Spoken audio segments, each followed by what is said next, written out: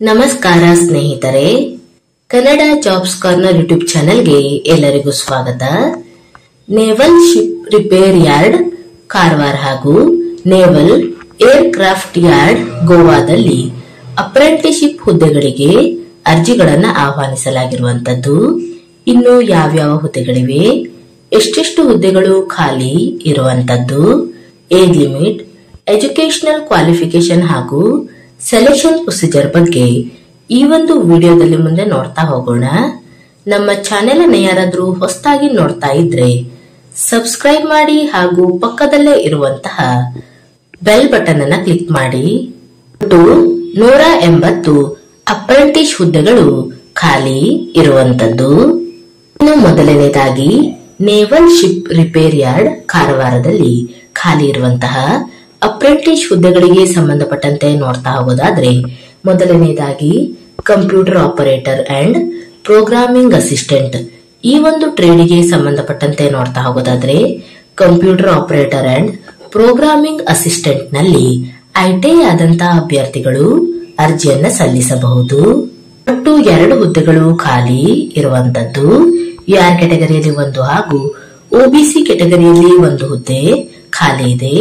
ಇನ್ನು ಎರಡನೇದಾಗಿ ಇಲೆಕ್ಟ್ರಿಷಿಯನ್ ನಲ್ಲಿ ನೋಡ್ತಾ ಹೋಗೋದಾದ್ರೆ, ಐಟಿಐ ನಲ್ಲಿ ಇಲೆಕ್ಟ್ರಿಷಿಯನ್ ಆದಂತಹ ಅಭ್ಯರ್ಥಿಗಳು ಅರ್ಜಿಯನ್ನ ಸಲ್ಲಿಸಬಹುದು.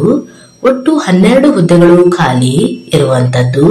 ಯಾರ್ ಕ್ಯಾಟಗರಿಯಲ್ಲಿ 6, ಒಬಿಸಿಯಲ್ಲಿ 3, ಎಸ್ಸಿಯಲ್ಲಿ 2 ಹಾಗೂ ಎಸ್ಟಿಯಲ್ಲಿ 1 ಹುದ್ದೆ ಖಾಲಿ ಇರುವಂತದ್ದು.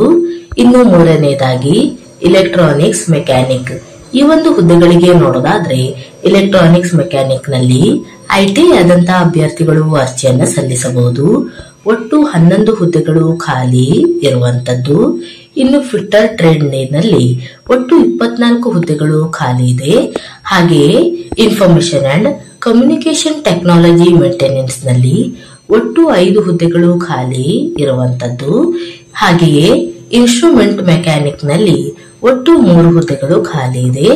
ಇನ್ನು ಮೆಕ್ಯಾನಿಸ್ಟ್ ನಲ್ಲಿ 2, ಮರೈನ್ ಎಂಜಿನ್ ಫಿಟ್ಟರ್ ನಲ್ಲಿ 15, ಹೀಗೆ ಮೆಕ್ಯಾನಿಕ್ ಡೀಸೆಲ್ ಇನ್ನುಳಿದಂತಹ ಹುದ್ದೆಗಳಿಗೂ ಸಂಬಂಧಪಟ್ಟಂತೆ ಖಾಲಿ ಇರುವಂತಹ ಅಪ್ರೆಂಟಿಸ್ ಹುದ್ದೆಗಳ ಬಗ್ಗೆ ಇಲ್ಲಿ ನೋಟಿಫಿಕೇಶನ್ ನಲ್ಲಿ ಎಲ್ಲಾ ಮಾಹಿತಿಯನ್ನ ಡೀಟೇಲ್ ಆಗಿ ನೀಡಿರುವಂತದ್ದು. ಒಟ್ಟಾರೆ 168 ಹುದ್ದೆಗಳು ಖಾಲಿ ಇರುವಂತದ್ದು. ಈ ಎಲ್ಲ ಅಪ್ರೆಂಟಿಸ್ ಹುದ್ದೆಗಳಿಗೆ 1 ವರ್ಷದ ಅವಧಿಯವರೆಗೆ ಟ್ರೈನಿಂಗ್ ಅನ್ನ ನೀಡಲಾಗುವಂತದ್ದು. ಇನ್ನು 2 ವರ್ಷದ ಟ್ರೈನಿಂಗ್ ನ ಅವಧಿಯ ಅಪ್ರೆಂಟಿಸ್ ಕೋರ್ಸ್ ಗಳ ಬಗ್ಗೆ ನೋಡ್ತಾ ಹೋಗೋದಾದ್ರೆ, ಮೊದಲನೇದಾಗಿ ಕ್ರೇನ್ ಆಪರೇಟರ್ ಓವರ್ ಹೆಡ್ ಈ ಒಂದು ಟ್ರೇಡಿಗೆ ಸಂಬಂಧಪಟ್ಟಂತೆ ನೋಡ್ತಾ ಹೋಗೋದಾದ್ರೆ, ಎಸ್ಎಸ್ಎಲ್ಸಿ ಪಾಸ್ ಆದಂತಹ ಅಭ್ಯರ್ಥಿಗಳು ಅರ್ಜಿಯನ್ನ ಸಲ್ಲಿಸಬಹುದು.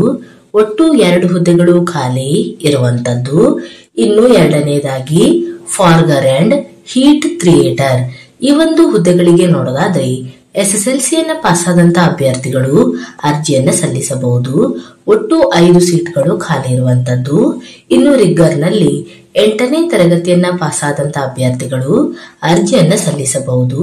ಒಟ್ಟು 5 ಹುದ್ದೆಗಳು ಖಾಲಿ ಇರುವಂತದ್ದು. ಒಟ್ಟಾರೆ 12 ಅಪ್ರೆಂಟಿಸ್ ಹುದ್ದೆಗಳು 2 ವರ್ಷದ ಟ್ರೈನಿಂಗ್ ನ ಅವಧಿಯ ಕೋರ್ಸ್ಗಳಲ್ಲಿ ಇರುವಂತದ್ದು. ಇನ್ನು ನೇವಲ್ ಏರ್ ಕ್ರಾಫ್ಟ್ ಯಾರ್ಡ್ ಗೋವಾದಲ್ಲಿ ಖಾಲಿ ಇರುವಂತಹ ಅಪ್ರೆಂಟಿಸ್ ಹುದ್ದೆಗಳಿಗೆ ಸಂಬಂಧಪಟ್ಟಂತೆ ಇಲ್ಲಿ ನೋಟಿಫಿಕೇಶನ್ ನಲ್ಲಿ ಎಲ್ಲಾ ಮಾಹಿತಿಯನ್ನ ಡೀಟೇಲ್ ಆಗಿ ನೀಡಿರುವಂತದ್ದು. ಎಲ್ಲವನ್ನು ಸಹ ಒಂದು ಬಾರಿ ಚೆಕ್ ಮಾಡಿ. ಇನ್ನು ಈ ಎಲ್ಲಾ ಹುದ್ದೆಗಳಿಗೆ ಸಂಬಂಧಪಟ್ಟಂತೆ ಎಜುಕೇಶನಲ್ ಕ್ವಾಲಿಫಿಕೇಶನ್ ಬಗ್ಗೆ ನೋಡ್ತಾ ಹೋಗೋದಾದ್ರೆ, ಐಟಿಐ ಟ್ರೇಡಿಗೆ ಸಂಬಂಧಪಟ್ಟಂತೆ ನೋಡೋದಾದ್ರೆ ಎಸ್ಎಸ್ಎಲ್ಸಿಯ ಜೊತೆಗೆ ಐಟಿಐ ಪಾಸ್ ಆದಂತಹ ಅಭ್ಯರ್ಥಿಗಳು ಈ ಒಂದು ಟ್ರೇಡಿಗೆ ಅರ್ಜಿಯನ್ನ ಸಲ್ಲಿಸಬಹುದು. ಇನ್ನು ಅಭ್ಯರ್ಥಿಗಳು ಐಟಿಐ ಎನ್ಸಿವಿಟಿ ಅಥವಾ ಎಸ್ಸಿವಿಟಿ ಇಂದ ಐಟಿಐ ಕಂಪ್ಲೀಟ್ ಮಾಡಿರಬೇಕು. ಇನ್ನು ಎರಡನೇದಾಗಿ ನಾನ್ ಐಟಿಐ ಟ್ರೇಡ್ಸ್ ಮತ್ತು ಫಾರ್ಗರ್ ಅಂಡ್ ಹೀಟ್ ಕ್ರಿಯೇಟರ್ ಈ ಒಂದು ಟ್ರೈನಿಂಗ್ ಕೋರ್ಸ್ ಗಳಿಗೆ ನೋಡೋದಾದ್ರೆ, ಎಸ್ಎಸ್ಎಲ್ಸಿ ಪಾಸ್ ಆದಂತಹ ಅಭ್ಯರ್ಥಿಗಳು ಅರ್ಜಿಯನ್ನ ಸಲ್ಲಿಸಬಹುದು. ಇನ್ನು ನಾನ್ ಐಟಿಐ ಟ್ರೇಡ್ ಅಂದರೆ ರಿಗ್ಗರ್ ಈ ಒಂದು ಟ್ರೇಡಿಗೆ ಸಂಬಂಧಪಟ್ಟಂತೆ ನೋಡ್ತಾ ಹೋಗೋದಾದ್ರೆ, 8ನೇ ತರಗತಿಯನ್ನ ಪಾಸ್ ಆದಂತಹ ಅಭ್ಯರ್ಥಿಗಳು ಅರ್ಜಿಯನ್ನ ಸಲ್ಲಿಸಬಹುದು. ಇನ್ನು ಏಜ್ ಲಿಮಿಟ್ ಬಗ್ಗೆ ನೋಡೋದಾದ್ರೆ ನಾನ್ ಹಜಾರ್ಡಸ್ ಟ್ರೇಡ್ಗಳಿಗೆ 14 ವರ್ಷ ಮುಗಿದಂತಹ ಅಭ್ಯರ್ಥಿಗಳು ಅರ್ಜಿಯನ್ನು ಸಲ್ಲಿಸಬಹುದು. ಇನ್ನು ಹಜಾರ್ಡಸ್ ಟ್ರೇಡ್ಗಳಿಗೆ 18 ವರ್ಷ ಮುಗಿದಂತಹ ಅಭ್ಯರ್ಥಿಗಳು ಅರ್ಜಿಯನ್ನು ಸಲ್ಲಿಸಬಹುದು. ಇನ್ನು ಪುರುಷ ಮತ್ತು ಮಹಿಳಾ ಅಭ್ಯರ್ಥಿಗಳು ಈ ಒಂದು ಹುದ್ದೆಗಳಿಗೆ ಅರ್ಜಿಯನ್ನು ಸಲ್ಲಿಸಬಹುದಾಗಿರುತ್ತದೆ. ಇನ್ನು ಸ್ಟಿಫಂಡ್ ಬಗ್ಗೆ ನೋಡ್ತಾ ಹೋಗೋದಾದ್ರೆ ಮೊದಲನೇದಾಗಿ ITI ಸರ್ಟಿಫಿಕೇಟ್ ಹೋಲ್ಡರ್ ಈ ಒಂದು ಟ್ರೇಡಿಗೆ ನೋಡೋದಾದ್ರೆ ಈ ಒಂದು ಟ್ರೇಡಿಗೆ ಆಯ್ಕೆಯಾದಂತಹ ಅಭ್ಯರ್ಥಿಗಳಿಗೆ ಪ್ರತಿ ತಿಂಗಳು 9,600ರವರೆಗೆ ಸ್ಟಿಫಂಡ್ ಅನ್ನ ನೀಡಲಾಗುವಂತದ್ದು.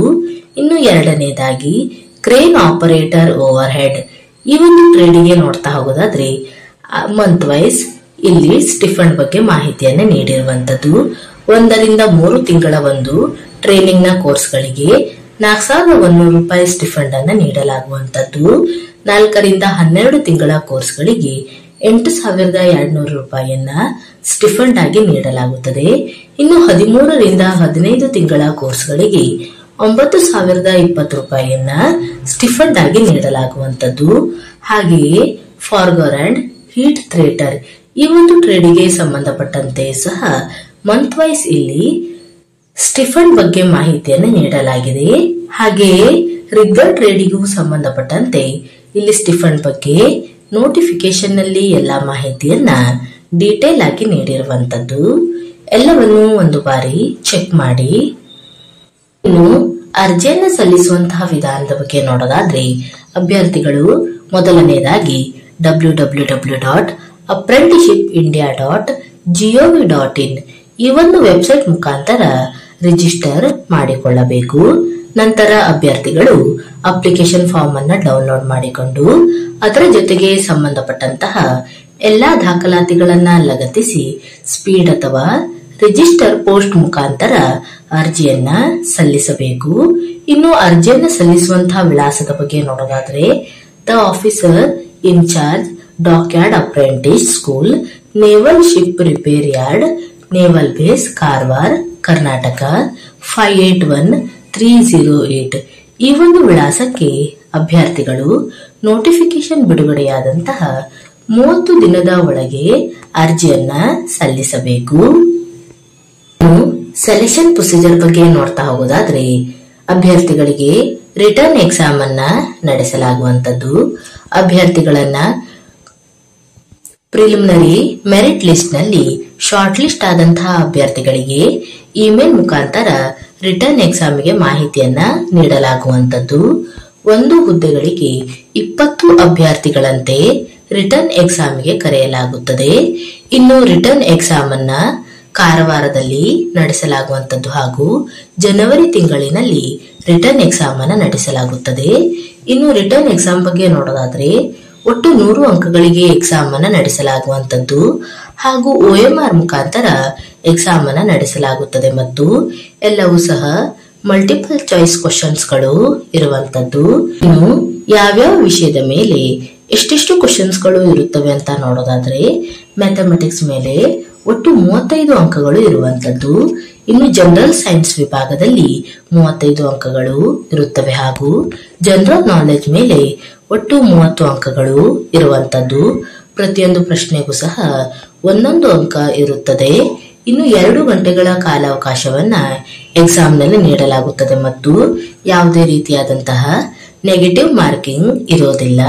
ಇನ್ನು ಎಕ್ಸಾಮಿನೇಷನ್ ಅನ್ನ ಇಂಗ್ಲಿಷ್ ಮತ್ತು ಹಿಂದಿಯಲ್ಲಿ ನಡೆಸಲಾಗುವಂತದ್ದು. ಇನ್ನು ಅಭ್ಯರ್ಥಿಗಳು ರಿಟರ್ನ್ ಎಕ್ಸಾಮ್ ನಲ್ಲಿ ಪಡೆದುಕೊಂಡಿರುವಂತಹ ಅಂಕಗಳ ಆಧಾರದ ಮೇಲೆ ಆಯಾ category wise trade wise final merit list ಅನ್ನ ಮಾಡಲಾಗುವಂತದ್ದು. ಇನ್ನು ಆಸಕ್ತ ಮತ್ತು ಅರ್ಹ ಅಭ್ಯರ್ಥಿಗಳು ಈ ಒಂದು ಅಪ್ರೆಂಟಿಸ್ಶಿಪ್ಗೆ ಅರ್ಜಿಯನ್ನು ಸಲ್ಲಿಸಬಹುದು. ಇವಿಷ್ಟು naval ship repair yard Karwar ಹಾಗೂ ನೇವಲ್ ಏರ್ಕ್ರಾಫ್ಟ್ ಯಾರ್ಡ್ ಗೋವಾದಲ್ಲಿ ಕರೆಯಲಾದಂತಹ ಅಪ್ರೆಂಟಿಸ್ ಹುದ್ದೆಗಳ ನೇಮಕಾತಿಗೆ ಸಂಬಂಧಪಟ್ಟಂತಹ ಮಾಹಿತಿಯಾಗಿರುತ್ತದೆ. ಈ ಒಂದು ವಿಡಿಯೋ ನಿಮಗೆ ಇಷ್ಟವಾಗಿದ್ದಲ್ಲಿ ಒಂದು ಲೈಕ್ ಮಾಡಿ, ಶೇರ್ ಮಾಡಿ ಹಾಗೂ ಸಬ್ಸ್ಕ್ರೈಬ್ ಮಾಡಿ. ಜೊತೆಗೆ ಪಕ್ಕದಲ್ಲೇ ಇರುವಂತಹ ಬೆಲ್ ಬಟನ್ ಅನ್ನು ಕ್ಲಿಕ್ ಮಾಡಿ.